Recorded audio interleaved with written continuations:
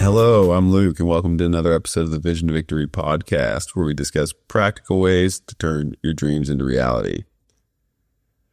Over the past few weeks, we've discussed the topic of navigating transition well, recognizing that life is made up of different seasons and that how we move from one season to the next has a profound impact on the quality of our lives and those that are closest to us. And one of the things that we touched on was when people stay stuck. People stay stuck trying to live in a past season, doing things that serve them maybe at one point in their life, but are really no longer relevant in their lives, but they're still trying to act it out in one form or another. And for me, it prompted the question of what keeps people stuck. And I think maybe a better way to say it would be what keeps people from being free in any given area of life. What keeps people held hostage? And so with that as a jumping off point, I want to actually spend the next several weeks breaking down this idea of freedom and what it looks like in specific areas.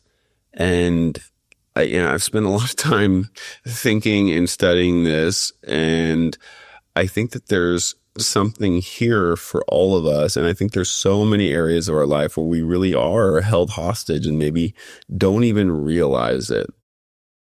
I love the quote from William Wallace, made famous by the blockbuster movie Braveheart. And he said, "Every man dies, but not every man truly lives."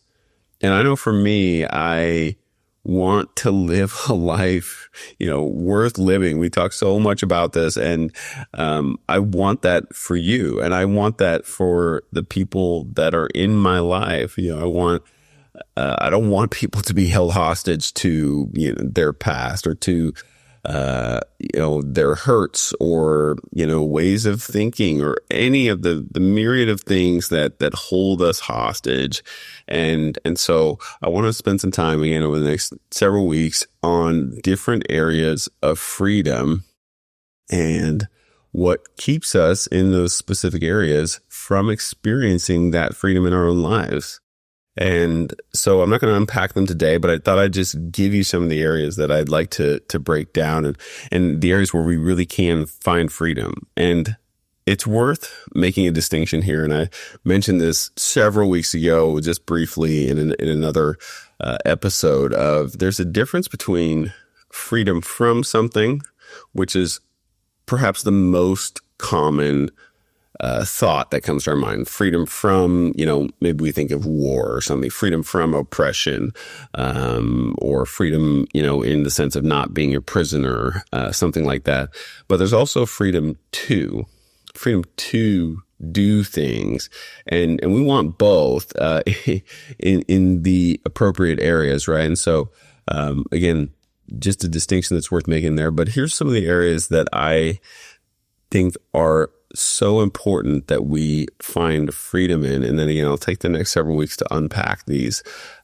Freedom to hope, freedom to pursue, freedom to heal, freedom to let go, freedom to give, freedom to love, freedom to find victory, freedom to experience things as they're meant to be, freedom to feel, freedom to make mistakes, and freedom from fear, freedom from anxiety, freedom from addiction, freedom from the need to perform, freedom from the things that hold us hostage. There's another quote that I really like, and I hope this sinks in. This is from an Israeli, he's a military leader and a politician, but he said, "Freedom is oxygen for the soul."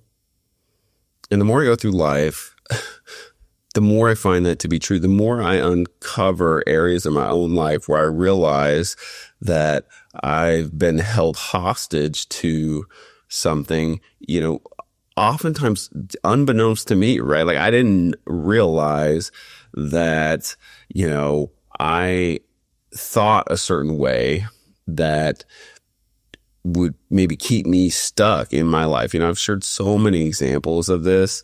But maybe it's a victim mentality, or that's not a personal one for me, but I definitely know some people that have struggled with that. Maybe you experience trauma, and that keeps you in a place of thinking that people can't be trusted, or the world isn't safe, or something like that. And because of that belief, you live your life in a guarded, kind of closed off, isolated way.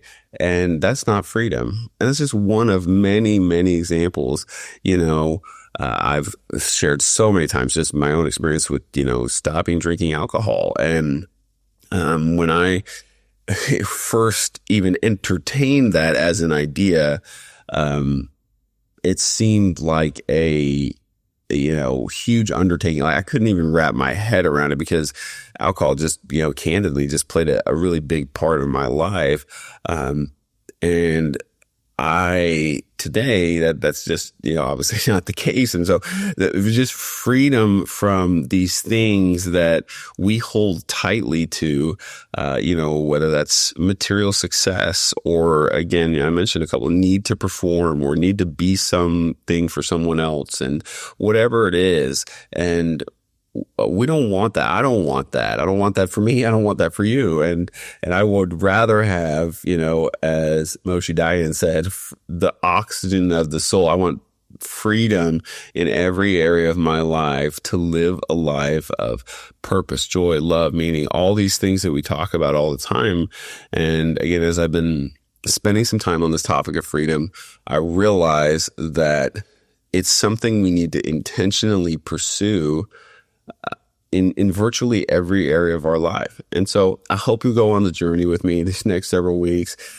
If you think there's somebody else who needs freedom in their life, send this to them, share it. And yeah, I hope that you find over the next several weeks that you really can experience freedom. We all can experience freedom. And sometimes we don't even realize what's keeping us stuck. And so I hope we can provide some clarity for that. I hope you have a great week, and I'll talk to you next time.